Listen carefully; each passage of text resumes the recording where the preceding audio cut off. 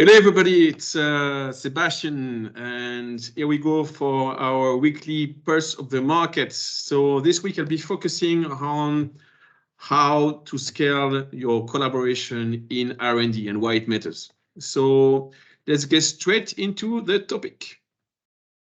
Let me share my screen with you right now. Give me one sec. There you go. All right, so now you should see my screen. All right, so quick word about PostoLab. So we are developing a platform. We are a startup from Germany. We are developing a startup to really help to structure and scale your collaboration in innovation, especially within the circular economy. So how to make it better and faster. So today, the purpose of the series is structure and scale your R&D partnerships. I'm going to start with a very interesting article that I recently found. It's from the vice president of Neste. I think maybe some of you know about this company, impressive, large company from the Nordics. And the Pertu, let's say the VP, is basically telling us, okay, with the pace of innovation accelerating year to year, there's not a single company in the world anymore that can survive without external partners. You need to collaborate with top research institutions to find new signals, ideas, talents to survive. So that's a very interesting point of view. For sure, we share it. Why we do share it is because from our point of view, external partners is one of the most important assets of your company. So I encourage you to have a look at it. You have the link there, and if you need it, you can ask me. So high level, when we talk about collaboration in R&D, okay, so we are, let's say, in a large manufacturing organization. So what are the main steps? I'm not going to go deep. I mean, I'm not a consultant myself, but this is what we heard from the market, and this is also what we believe in. First of all, you need to strategize why it makes sense to leverage your external partners. What we do see across the board now is that companies become to be very much aware that they don't have enough knowledge and capability internally to drive innovations that are becoming more and more complex and more cross-indisciplinary. So they need to leverage external partners. So it's how this should be done. And when this is determined is that you should think about having a partnership function across your organization at the corporate level.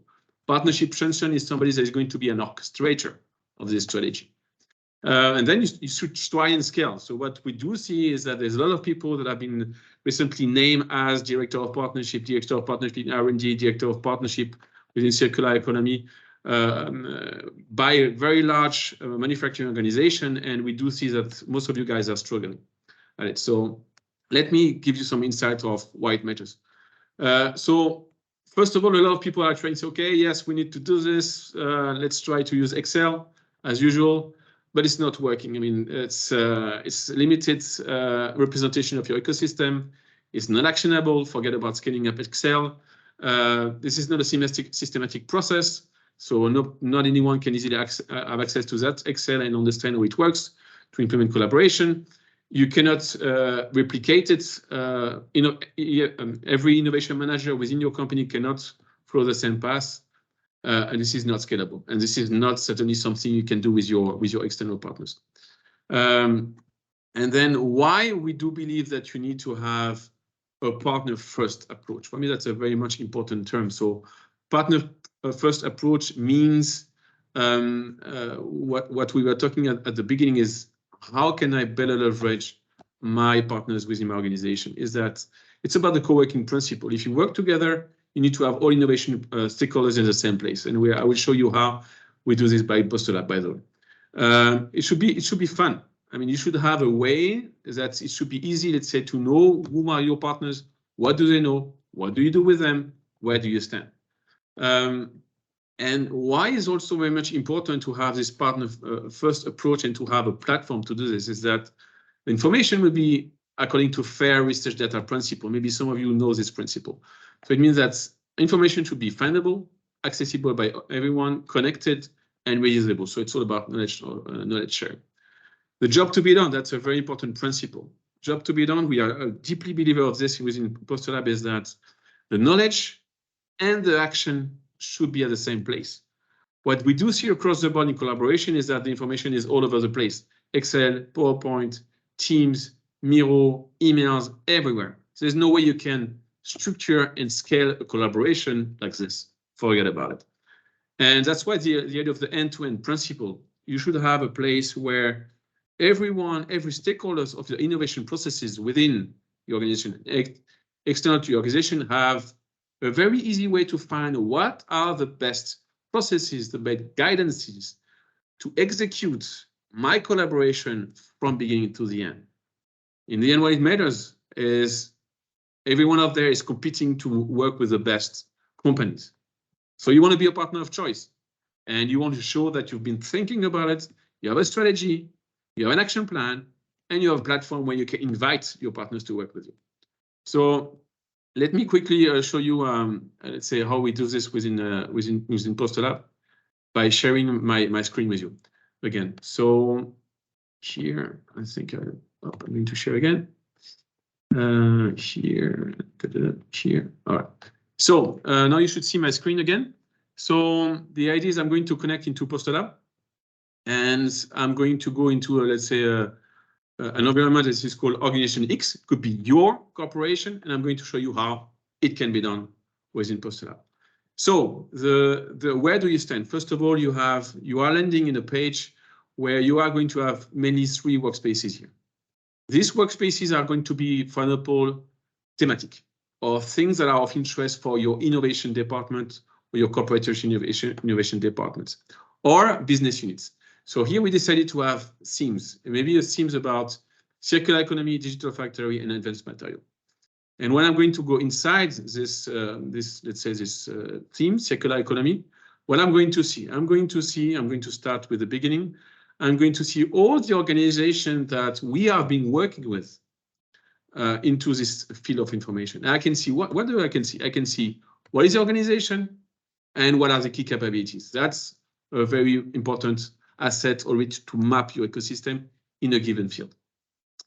The other important aspect is that for sure when you collaborate, you need to know with whom you are collaborating with. So here you have a snapshot of all the people that have been involved within circular economy in any partnership.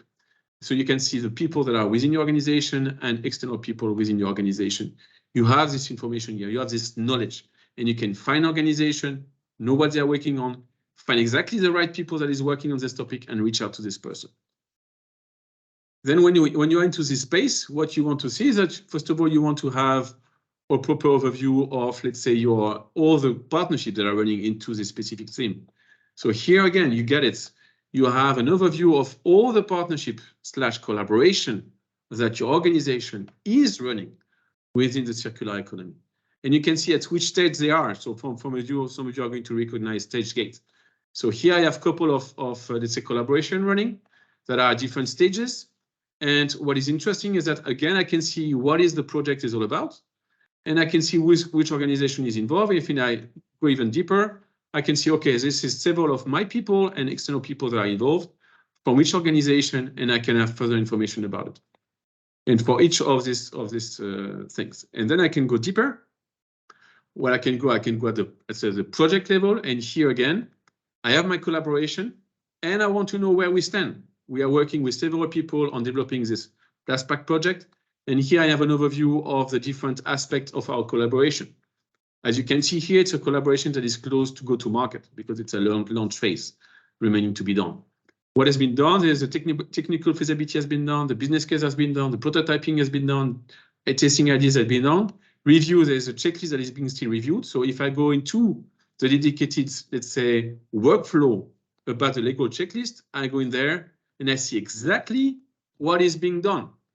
So super easy to know what has been signed, what is not signed, who signed it, and I can even go into, let's say, the NDA, typical documents that you would sign in any collaboration. I can say, okay, all right, so these are the people that are involved in signing the NDA from each organization, and I can have my NDA here. So I can easily find my NDA, which always, I mean, you know about it, when you are looking for your NDA is going to be lost into an email somewhere. You don't know what is in the scope of the NDA, so nobody knows, so nobody shares. So here it's super easy to find. And you have the same thing for, let's say, the different stages. You also have, for example, if you want to check your partnership health, super important when you do a collaboration. Did you agree on your mission? Did you agree on the ROI? Who are the people that are going to be involved? Who are your counterparts? What is the decision process into this collaboration? Again, here you have a template. Every collaboration team is going to follow it, making the overall possibility to structure and scale your collaboration super mega easy. So that's in a nutshell why we strongly believe that you need to structure your collaboration to be able to scale it. I'm coming back, let's say, at the beginning of the platform. So here I'm coming back, let's say, one step further. So let's say I'm at the corporate level of organization X, and here I'm going to see all the partners that in this organization I've been working with across all the division, across all the project. Why it's super important? Because every day you are going to look for, your innovation team is going to look for partners to work with. They can find it easily here. Share on the cake. They can even see what have been the partnership that I've been doing with them so far. So this is super important. So again, I'm going to back here, stop sharing. Let me quickly show you how I was doing this before and why we've been towards, let's say, post-lab. Let me show you my screen. All right, maybe some of you is going to recognize this. So actually, because a lot of people are doing, a lot of you are doing this. So what you try to do is that you try to have a list of all your partners. What kind of partners is it? Is it university, a startup, a corporation? What do they do? Which countries they have? Who is the point of contact? What is it doing? What is being done? Where do we stand on the legal check? And then for each of these partners, you have a dedicated aspect where you are going down. Who is the team on that partners? What does the team know? And what am I doing with that specific person in the team? And then you are going to agree on your partners. Okay, what kind of information is being shared by whom and where? So that's more like most of people are trying to work like this. But like I was telling you at the beginning, forget about scaling this. This is not scalable. This is not a way that you are going to be able to create a partnership function within your organization and really be able to scale it in a way that to have systematic processes that are being put in place that can be followed by your innovation team and their partnering teams to run a collaboration. So that's it for today, what I wanted to share with you. So super happy, let's say, to share what I hear from the market, what I think is making sense. Across the board, I see a huge focus on trying to get to leverage, let's say, your innovation partners, but a big question mark on where to start, how to do it, what tool to use, how to structure it, how to scale. So happy to share this with you. We see you next week. And do not hesitate to reach out to me. You have my contact information here and there. And I'm going to share this recording. So thank you again. Have a great week and keep on collaborating.